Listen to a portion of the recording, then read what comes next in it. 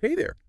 Have you ever, noticed how when you learn about the history of something, it kind of changes how you see it? Yeah? Yeah.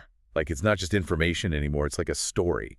Like finding out your house plant is related to like a prehistoric fern. Exactly. It changes how you see it. That's kind of what we're going to be diving into today, the history of math. Yeah. Because sometimes math education can feel like being handed that fern and being told to memorize the Latin name. Right. Just a bunch of rules. Right.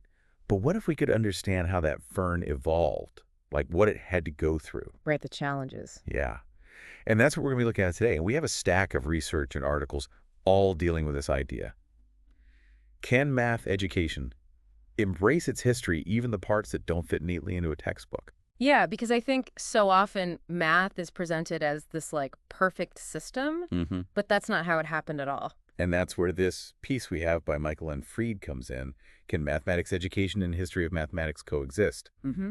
And he talks about this tension between giving students the practical tools of math Yeah. and showing them how we got those tools. Yeah, like a carpenter who's amazing with a power saw, Yeah, but has no idea how to use a handsaw. exactly.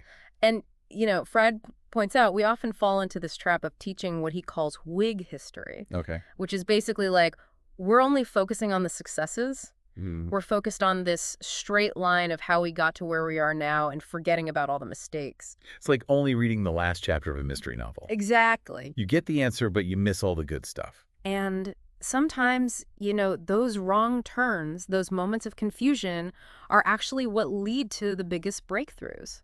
And it's not even just about the breakthroughs themselves, right? Right. This idea of sedimentation that Fried talks about really resonated with me. Mm-hmm.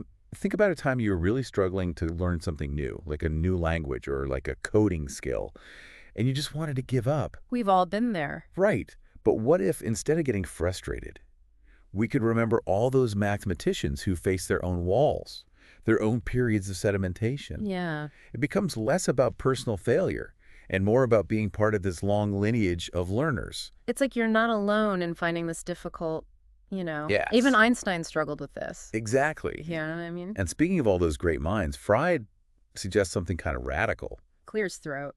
He says we should be looking at original mathematical texts. Yeah. Like, imagine dusting off Archimedes' notebooks instead of just reading about him in a textbook. Yeah, he compares it to, studying literature. Okay. Like, we don't just want the SparkNotes version of Shakespeare, right? We Yeah. want to experience the language and, like, the context. Right, like how people were thinking back then. Exactly. Yeah. Okay, so I'm starting to get this whole, original text thing. Yeah. But how, feasible is that in a modern classroom? Right. Like, are we talking about handing out ancient Greek scrolls to algebra students? I wouldn't go that far. Okay. But Fried does propose some pretty radical solutions. Okay. He calls them radical separation and radical accommodation.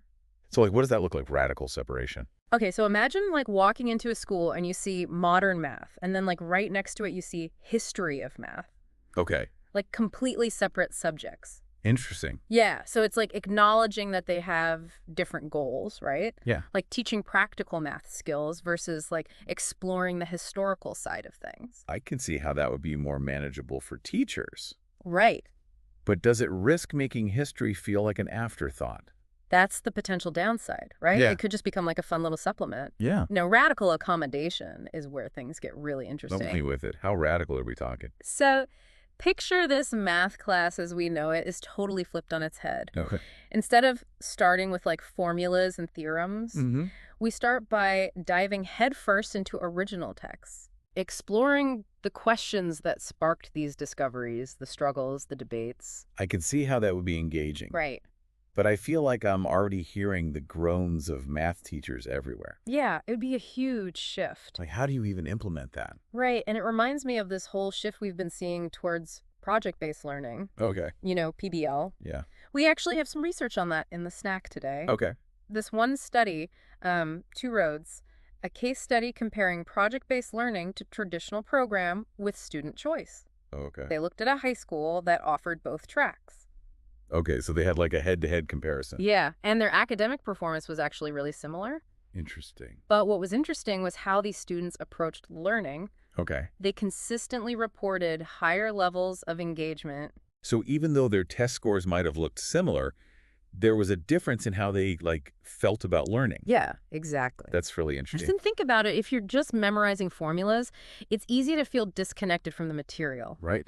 But when you're working on a project, you're collaborating, you're solving a problem that feels relevant, like you're invested. Yeah, it's like the difference between reading about a science experiment in a textbook versus actually, like, doing the experiment. Exactly. And the study found that these PBL students were more likely to describe their learning as collaborative and creative. And those are skills that go way beyond the classroom. Exactly. So while this whole radical accommodation thing might seem like this far off ideal, Right. this PBL research suggests that there are ways to inject some of that energy, Yeah, that engagement, Mm. into math education. definitely.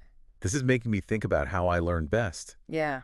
Like sometimes I do just need that clear explanation, Yeah. like the step-by-step guide. hmm But other times, like you were saying earlier, I want the whole story. Yeah. Like the struggles, the debates. That's what makes it click for me. It goes back to that sedimentation idea, Yeah. like by understanding the historical context, like these moments where math was stuck, Yeah, we can approach our own learning with more empathy totally. for ourselves and for those who came before us. Like instead of looking at a difficult equation and thinking, I'll never get this. Right. It's like, okay, yeah, even Newton probably struggled with this at some point. Exactly. But like, what kind of math learner are you? Yeah. Are you someone who thrives on like that perfect equation? Or does knowing the messy backstory make it more interesting? Yeah, maybe it's a bit of both. Probably right. I don't know. Yeah. I think the takeaway here is that there's no one right way to learn math. Absolutely. And even if we're not all, digging through ancient scrolls, Right. we can all benefit from remembering that math isn't this like cold, static subject. It's a human endeavor. Yeah. It was created by people, with all their quirks and passions. Right, like there are moments of brilliance and there are moments of, Exactly. This has been such a fascinating conversation. Yeah. Really enjoyed this deep dive. Me too. I think that's about all the time we have for today. Okay. So until next time, keep those minds curious. And remember, math is more than just formulas. It's a journey. It's a story. See you next time.